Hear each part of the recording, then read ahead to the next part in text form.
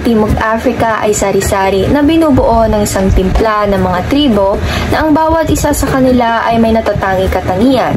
Ang kultura ng Timog Africa ay ipinapahayag sa kanyang sining at crafts, alamat at relihiyon, pananamit, cuisine, musika at mga wika. Kilalang kilala ang Timog Africa bilang Rainbow Nation o Bansang Baghari dahil binubuo ito ng magkakaibang kultura at relihiyon. Ang termino ay nilikha ni Arsobispo Desmond Tutu noong 1990s sa panahon ng paglipat ng Timog Africa mula sa apartheid tungo sa demokrasya. Sa pagbukas ng apartheid, naglayon ang South Africa na pasiglahin ang pagkakasundo at pagkakaisa sa mga mamamayan nito. At ang konsepto ng Rainbow Nation ay sumasagisag sa pagsasama-sama ng mga tao mula sa iba't ibang pinagsimulan at idea ng pagbuo ng isang bansang nagdiriwang ng pagkakaiba-iba at nagtataguyod ng pagiging inklusibo. Ang Timog Africa ay tahanan ng mayamang tapiserya ng kultura, wika at etnisidad dahil ang populasyon ng bansa na ito ay binubuo ng iba't ibang grupong etniko kabilang ang Sulu, Xhosa, Afrikas, Ingles, Indian at marami pang iba. Ang tradisyon ng Africa ay naaayon o naipahihiwatig gaya ng musika, sayaw, pagguhit at iba pa. Ang Africa ay mayaman sa tradisyon ng sining at crafts. Ang mga tradisyonal na instrumento tulad ng djembe at kora ay mahalaga sa kanilang kultura. Ang mga sayaw naman nila ay nagpapakita ng kasaysayan, ritual at pangarap. Ang pagluluto ng Southern Africa ay paminsan-minsan ding tinatawag na rainbow cuisine.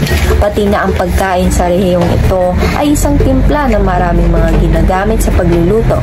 Meron ding tradisyonal na maskara ang mga African. Ito ay ginagamit nila kapag may tradisyon silang nagaganap gaya ng sayaw na relihiyoso, mga seremonya at functional origins. Ang kanilang maskara ay nagre-representa ng espiritu at naniniwala rin sila na kung sino ang sasayaw ay masasapian ng espiritu kung saan ay may sinusuot ng maskara. Ang pagguhit at pag-uukit naman ay napakakumoy sa tradisyon ng Africa. Ang palagi nilang inuukit o ginuguhit ay ang mga temang nagpuugnay sa umiibig, babae, bata, lalaki na may sandata at estranghero.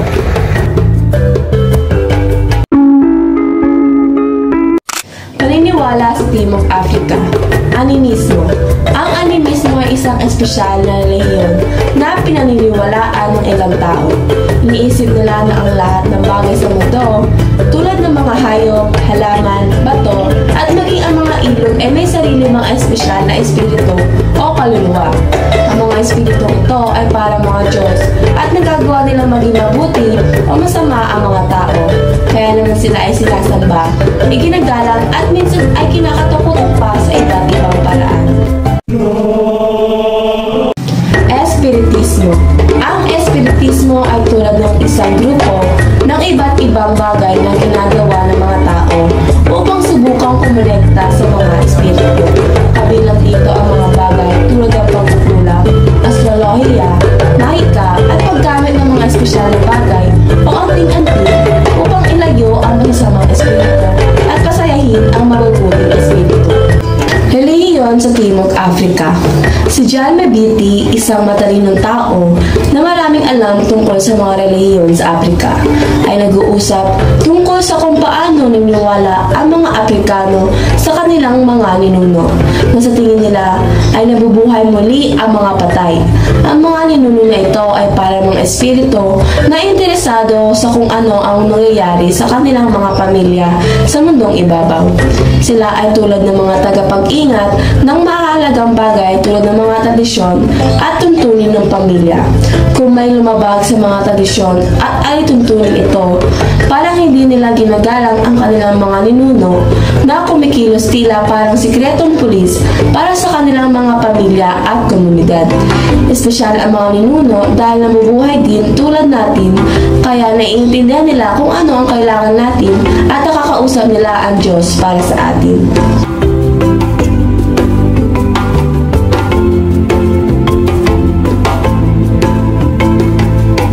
Panitikan ng Timog Africa. Ang Timog Africa ay nasakop ng mga Dutch noong 16th century. Dahil sa issue ng rasismo at hindi pagkakapantay-pantay, nagkaroon ng pag-aaway sa pagitan ng lahi ng taga-Africa at Dutch. Ang panitikan ng South Africa ay tuloy nagsimula noong 19th century. Ang panitikan na gawa ng mga taong pinanganak sa Timog Africa ay limitado ang lawak ng pagsulat ng akda at ang pagpapakita ng tradisyon ng Timog Africa ang kadalasang paksa ng mga akda. Samantalang ang mga manunulat naman nagsasalita ng Ingles at taga South Africa ay mas maraming mambabasa. Zulu, ang unang lengguwahe ng Timog Africa. Ang mga ninuno ng Zulu ay lumipat mula sa kanlurang Africa papunta sa Timog Africa noong 2000 BC hanggang 15 na siglo. Ang unang libro na isinulat sa lengguwahe ng Zulu ay ang Abamnyama Lapa Bavela Ngakona o The Black People and Whence They Came ni Magema Magwaza Fuze na nilabas noong 1922. Si John Langali Balele Dube ay isa sa manunulat sa lengguwahe ng Zulu at ang presidente ng African National Congress. Ang unang dyaryo na Ilang Galase Natali o The Son of Natal ay sinimula ni John Dube at ng kanyang asawa noong 1903 at natapos noong 1922. Afrikaans, lengguwahe ng Timog Africa na nagmula at namuo sa Dutch at Germany noong 1750. Ang pinakaunang libro na nilabas sa lengguwahe na Afrikaans ay ang Zamenspraak tussen Klaas Waarzegger and John Twee Vellaar o Conversation between Nicholas Truthsayer and John Doubter na isinulat ni Louis Henry Morant noong 1861. Ang unang dyaryo na nilabas sa lengguwahe ng Afrikaans ay ang The Patriot o The Patriot noong 1876. South African Commercial Advertiser ang unang dyaryo na nilabas sa lengguwahe na Dutch o Ingles noong 1824. Nagsasalita rin ng Ingles ang mga taga-Timog Africa at ang unang mahalagang nobela ay ang The Story of an African Farm ni Olive Schreiner noong 1883 na tungkol sa babaeng si Lindal na nakikibaka laban sa kontrahan sa lipunan upang makamit ang kaligayahan.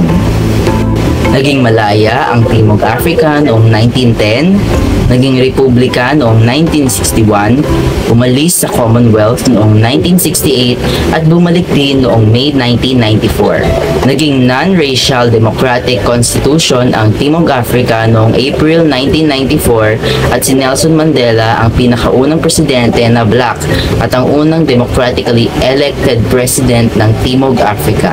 Siya ay tanyag dahil sa pagbibigay ng kapayapaan at nakibaka para sa karapatang pantao sa buong mundo.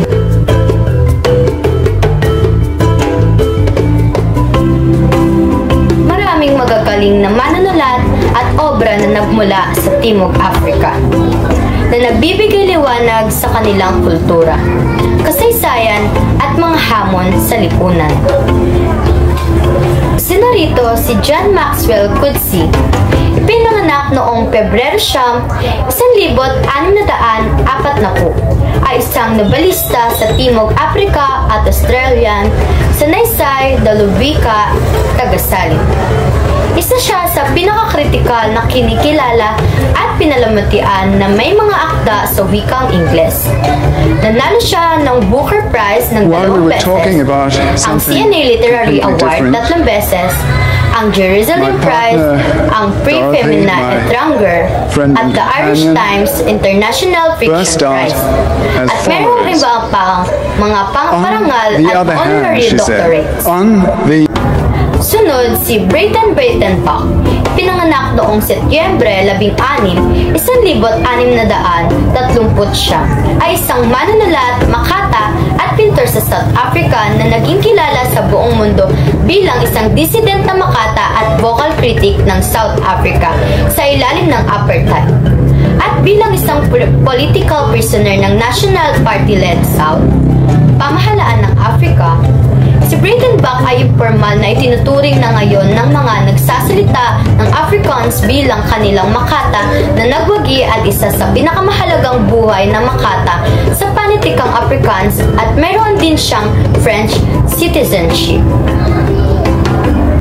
Si Sir Ronald Harwood ay isang isang British na may akda, playwright at screenwriter na ipinanganak sa Timog Africa.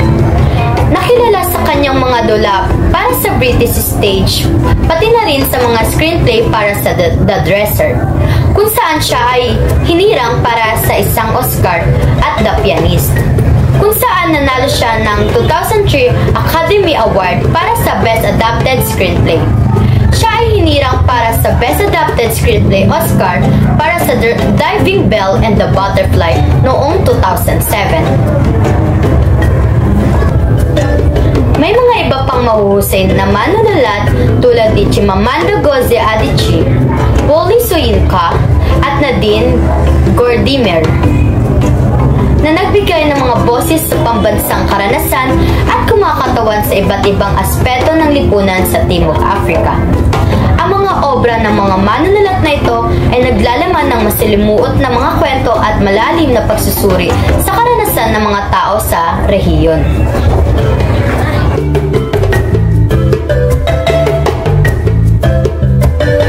Ang edukasyon sa South Africa ay malaki ang pinagbago.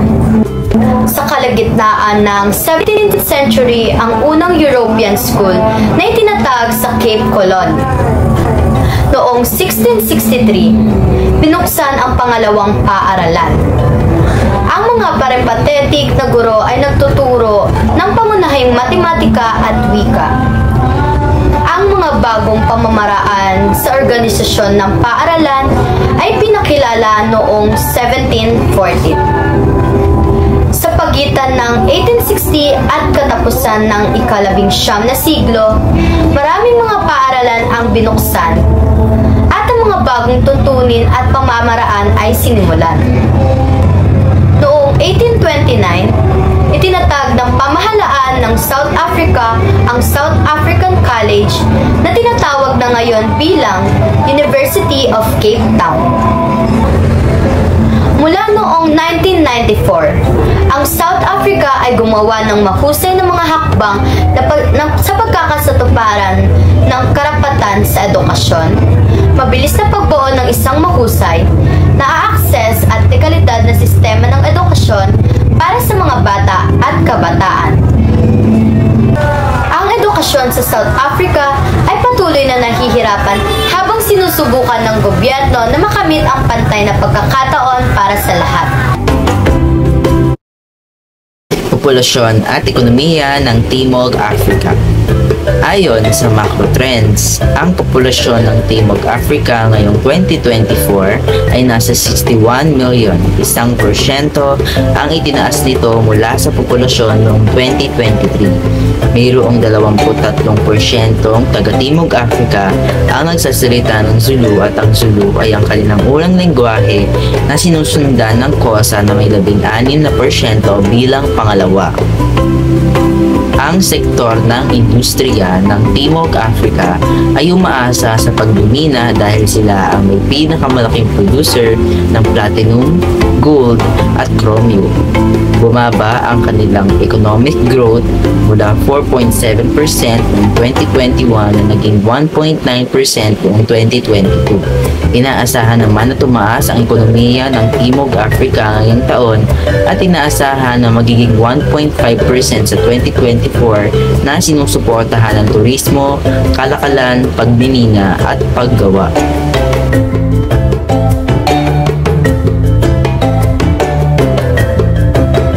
Bata sa Timog Africa. Apartheid. Ang apartheid ay isang legal na sistema sa Timog Africa na nagpapatupad ng segregasyon laban sa mga hindi puting mamamayan. Matapos pagkaroon ng kapangyarihan, ang pambansang partido noong 1948